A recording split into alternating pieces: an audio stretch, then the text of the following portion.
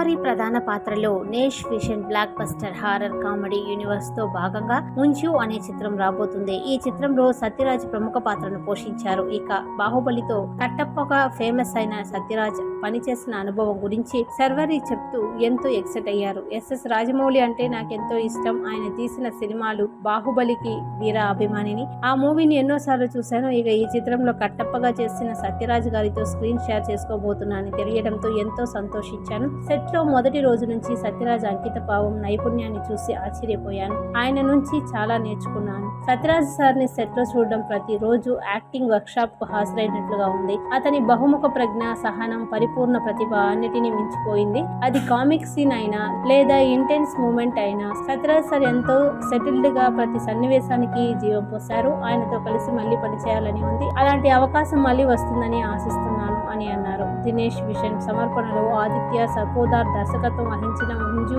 చిత్రాన్ని దినేష్ విషన్, అమర్ కౌశిక్ నిర్మించారు.